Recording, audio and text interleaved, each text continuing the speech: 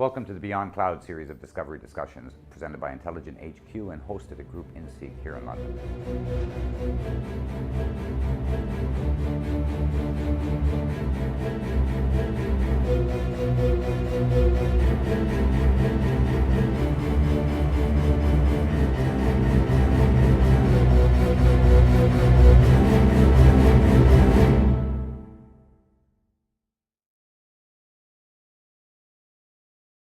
Welcome back to the Beyond Cloud series of discovery discussions. Today we're meeting with George Constantopoulos, the Practice Director for Cloud at SBR Consulting. George, you're here today as the role of the cloud salesman, and I'd like to have a little bit of a discussion with you about the industry as a whole. And I think we'd like to start off with a little bit about your background, what cloud means to your industry and your space in it, and what sort of risk and opportunities do you see with it? Well, thank you for inviting me here, and I'm glad to be here. My background is in the IT industry. I founded and grew my own company several years ago, a successful company in the southeastern Mediterranean. And I've moved on since then, and I'm currently working in the sales performance consulting industry. And I'm directing my efforts toward companies that are growing in the cloud space. And when I say in the cloud space, I mean everything that is affected by the cloud platform, whether that's social, mobile, big data, analytics, or even the Internet of Things.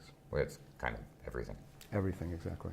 Well, that sounds like a pretty broad set of targets. Let's focus perhaps on the cloud providers themselves to start with, because I think that there's a huge amount of change in everything that they're trying to do, and this is the type of space where they'd be looking for somebody with your skill set. So what type of engagements are you looking at in that space?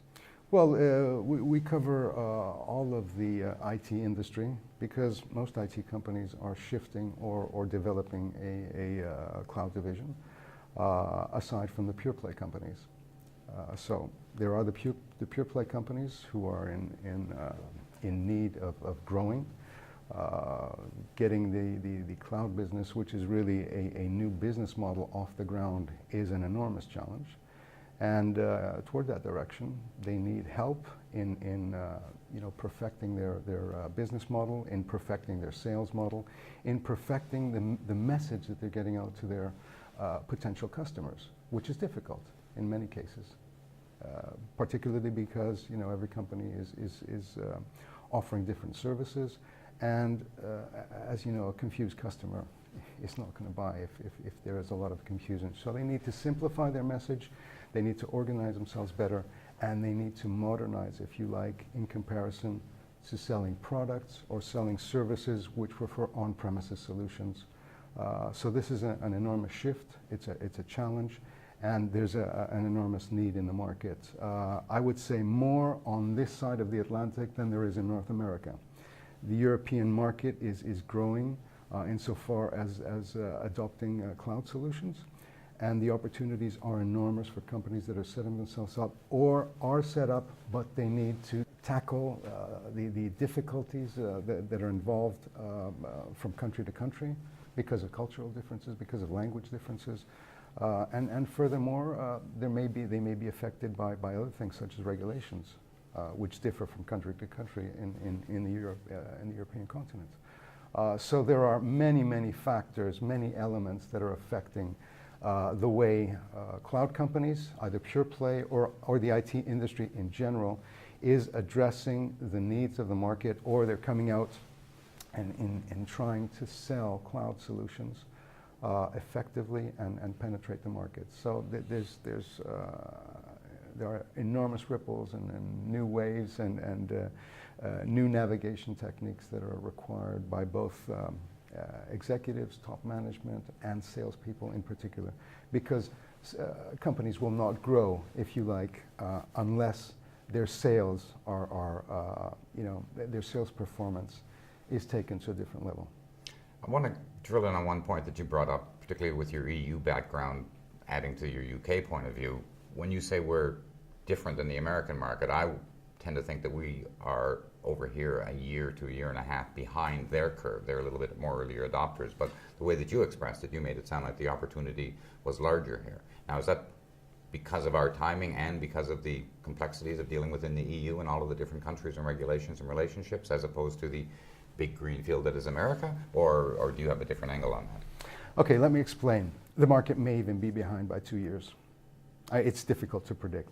Nevertheless, the European market has an enormous potential because it's huge, because the adoption of cloud practices or cloud solutions has not taken off as has been expected by many local companies, but even the more advanced US companies that have set up operations in this continent. In my opinion, a larger potential in this continent than there is in North America is because the North American market, insofar as cloud services and cloud solutions that have been introduced several years now into the market, those particular offerings are now reaching saturation in the U.S. When you see, of course, cloud can grow and scale, so yes, saturation. I'm talking about saturation in current offerings, not in the new offerings that they have introduced. So take, for example, CRM solutions. Take, for example, companies that have been dealing with solutions in that space for over a decade. Their revenue figures show that market penetration in the US is about 70% for those products, whereas in Europe, it's not even 17 or 15%.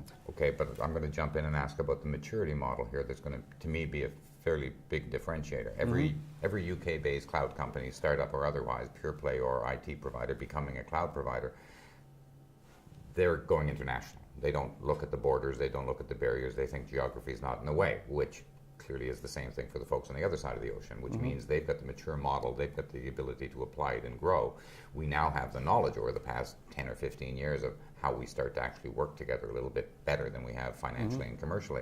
And the cloud, I hate to say this, but this ubiquitous nature of communications and computing power, it enables all of these things to happen. So I agree with you that that opportunity is here. I'm just not convinced that we're going to get to harvest it and exploit it all ourselves. I have a feeling there's going to be a lot of outside players coming in and grabbing it. Do we have anything other than regulation to protect us? Oh, certainly there are outside players from this continent that are already in the game. We don't expect to see it any differently. And I'm pretty sure a lot of them will dominate the European market as they have the North American market. But I predict that is more for infrastructures, for those type of solutions, rather than software solutions, for example, sold as software as a service. Because the cloud is really an enormous platform that has allowed a lot of ideas to be transferred over this medium, this business model, if you like. So there's a generation of enormous ideas in Europe which can be sold, which can be exploited for those people or those startups that generate those ideas through the cloud. Now, that's where I believe the potential is in this continent. It may not be in infrastructures. I don't think there are large enough companies in Europe currently, that is. Okay, I don't want to predict that there aren't.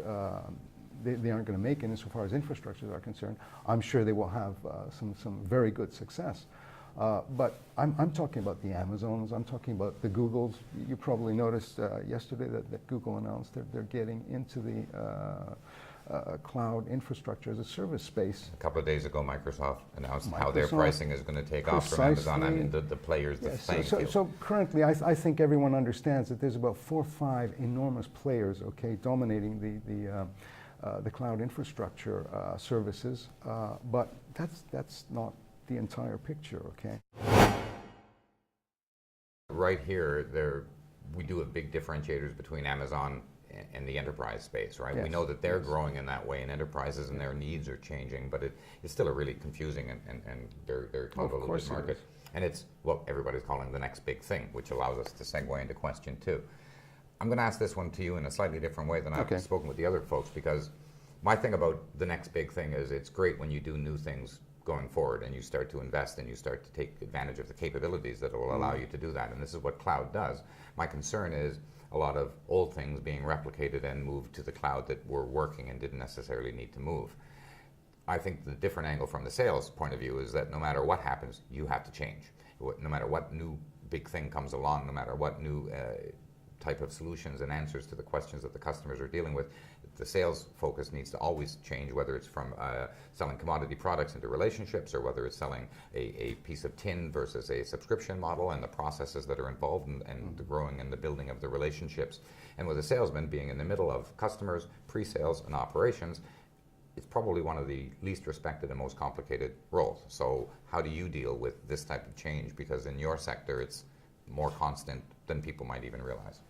Yes, your point is very valid here in the sense that salespeople, sales organizations within companies that are providing cloud solutions need to take a new approach. What I mean by taking a new approach, and this is how we try and help them out, is they need to be more consultative. In other words, they cannot, preach about products or preach about tangible offerings in comparison to what is offered today over the cloud. Now, to be more specific, what is important to stress here is that selling cloud solutions for these companies that in many cases cannot very well articulate their benefits, they cannot very well articulate their offerings or their portfolio. The approach when I'm talking about consultative sales is this: you need to understand the customer's problem. Okay, cloud solution companies are set up to deal with that.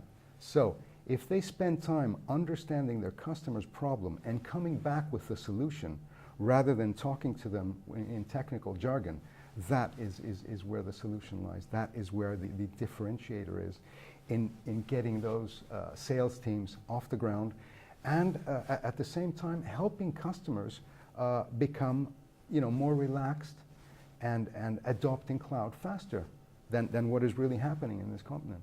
Because I said before that Europe is lagging North America insofar as cloud adoption is concerned, and I believe the potential is enormous. It's going to take that direction.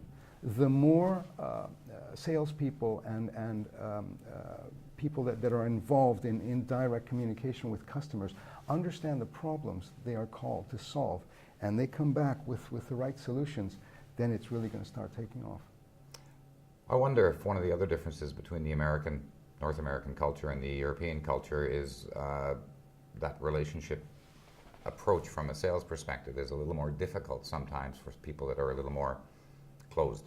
And if you walk into a shop in America, you're greeted by 14 different people who want to help you. Mm-hmm. And if you walk into a shop in the UK, they expect you to find them and get the help. So we have and I realize that's really oversimplifying it, but we do have a different approach to relationships, and we are a little more closed in the UK than we are in America or we are in Europe. Do you find that is something that gets in the way, or do you feel that the industry is a little bit softer? I partially agree with that, and I'll tell you why. It's valid what you're saying, that people are more open insofar as sales are concerned in the U.S., and the reason for that is because they get it on that side of the Atlantic. They get it insofar as sales being a science rather than a black art. Unfortunately, in Europe or something else. Or something else, okay. And in Europe, in many cases, a person that tends to come across as someone who is trying to sell them something is something that's not well accepted in certain cases. Okay, it's a cultural thing.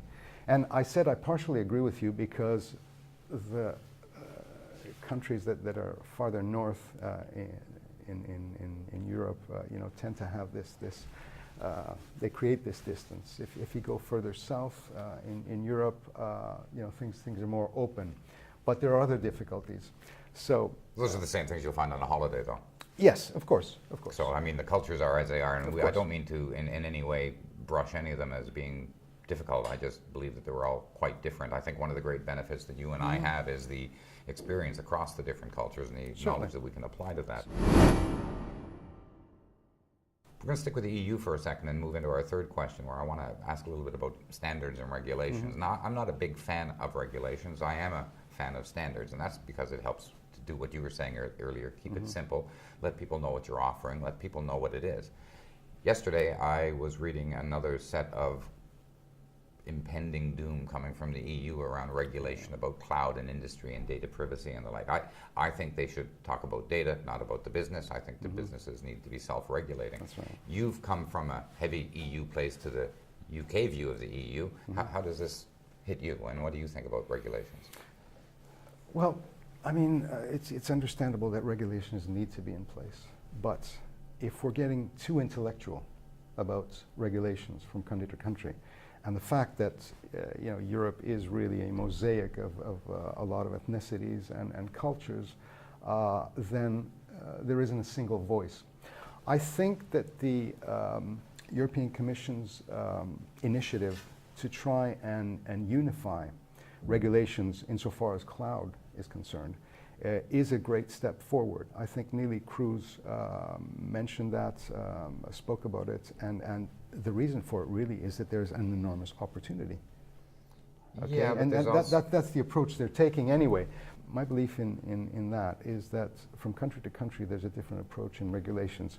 Things are much better in the UK than they are in Germany, for example, insofar as regulations are concerned. I think the one country in Europe right now that has it right, I'm saying that Or less wrong. are less wrong are the Netherlands, because they are attracting a lot of business, because they're simplifying regulations, they're simplifying the rules there.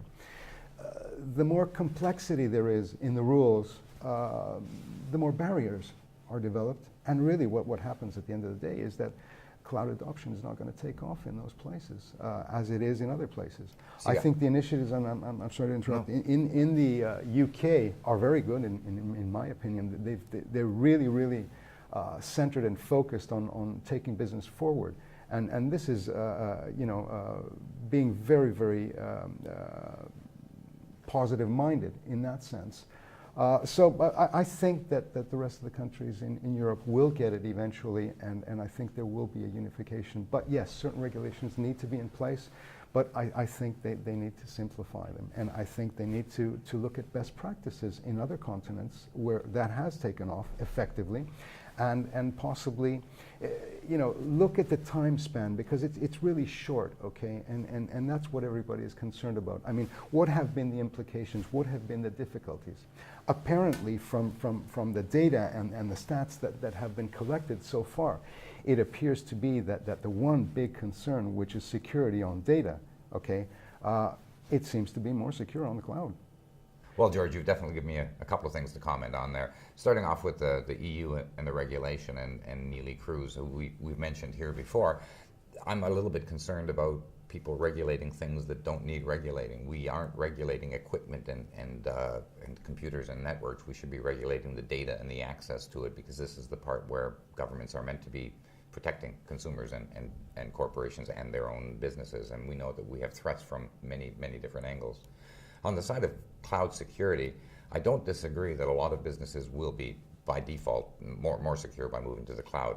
That doesn't necessarily mean that businesses that were already running in secure environments would be. But if you are running a mom and pop shop and you have a bunch of computers in the corner, moving that to a hosted space where it's regulated, monitored, and controlled will definitely be an improvement. So I think that there's a great deal of benefits to be had to the average. And of course, the fact that you have built-in security every step of the way has got to be very beneficial.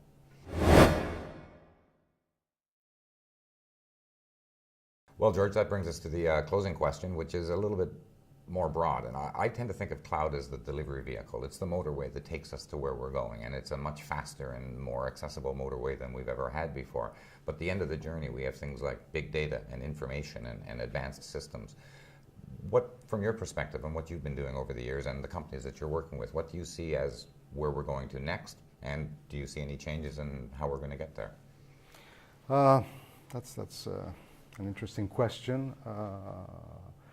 Yes, the cloud definitely is bringing about enormous opportunities, but at the same time, it's been a vehicle upon which an enormous amount of data has been developed and created. If I remember correct, I think in the last 2 years, about 90% of the world's data has been created, and it's largely because of the advent of the cloud. Because it's allowed consumers, it's allowed most everyone to have access to a depository a repository, I'm sorry, of putting in any type of information. And as we all know, it's not just structured data anymore. It's primarily unstructured data, meaning photographs, meaning information which is in many ways circulated through social media and through everything that actually resides in the cloud. So I think where we're going and the opportunities, of course, that are arising because of the accumulation of data are that there's an enormous need of more analysis. I think there's a lot of hidden information insofar as reaching certain statistics and results that can bring about enormous changes. And I'm not talking just about companies that sell consumer products that want this information or need to analyze that type of information. I'm also talking about information relating to healthcare issues, information relating to better education. I would say information relating to improving our lives. And in my opinion, the cloud and the accumulation of this data has a lot of positive things to offer for society. So I firmly believe that analyzing this data will bring about very positive information, more information, which can allow organizations, governments to make better decisions for the concerns of society, for education, for healthcare, for many causes for that matter. Now, what my perspective is and what my belief is as to where we're going, as I said earlier in our conversation, that cloud is really very broad and has brought about many implications insofar as social is concerned, mobile is concerned, big data, as you mentioned before, and the Internet of Things. So the next big thing, of course, is the Internet of Things, or machine-to-machine communication. What that effectively means is that our cars will become more intelligent. Devices, in our household will become far more intelligent and will have the capability of communicating to their to suppliers, communicating to the companies that have developed those devices, getting better service, improving our time, in other words, in getting them serviced or prolonging their lifetime as devices or instruments that help our life, help us get around, move around, communicate, and do all these sorts of things. Now, as for future trends are concerned, I think that technology, to a great extent, is really focusing on miniaturization. So they're trying to fit a lot of things into tiny devices to help us out. And on the other hand, what really is making these devices click and tick and have a pulse is the software behind it. So the software is really becoming more automated. So my belief is that I see software becoming more automated. I see software adapting itself as we move along. So a lot of this parameterization and customization that is still required today is going to probably diminish in some sort of way, because this will automate itself. It will identify patterns, and it will identify the way our environment works, and it will adapt to that. So that's a big thing I see coming along. And of course, I can't predict what the next big wave is going to be after cloud. This is so big that I believe we're going to have our hands full for the next 20 years or so. I'm a very firm believer of that, so I can't really see 20 years beyond that. Well, I think you hit the nail definitely on the head in terms of analysis and the data, figuring out what is out there, let alone what we can extract from it. And I'm a little skeptical myself not about the Internet of Things, because I know how it works. I've been looking at SCADA systems over like 20 years ago, and the complexity and the amount of data that needs to go back and forth is clear between pumping stations and water filtration plants and all these other things. I personally don't foresee any time in my life, and I hope to have another 25 years on the planet, where I need my fridge to order milk for me. I would rather do it myself, and that's going to work for me, just like the original PCs being used to print to store your recipes, which you then had to print out and take back to the kitchen. So I look for technology to actually make life better, like you're asking for, and I do believe that in the business world, we now have the ability to become more productive with technology. Whereas I think for the last 30 years, the amount of time, effort, and money that we've spent. But suddenly, as you mentioned, we have this massive byproduct of all of this data. And this is where we're going to start to be able to derive value from that slag heap of data that's just sitting there and from all of that other data. But not too many of the photographs, I don't think, are really going to do it for us. George, thanks very much for joining us today. I really appreciate your perspectives. It was very interesting to hear not only the sales angle, which is very difficult and very different these days, I believe, as well as the EU view. So it's been a real pleasure to have you. Thanks. Daniel, thank you very much for having me here. Cheers.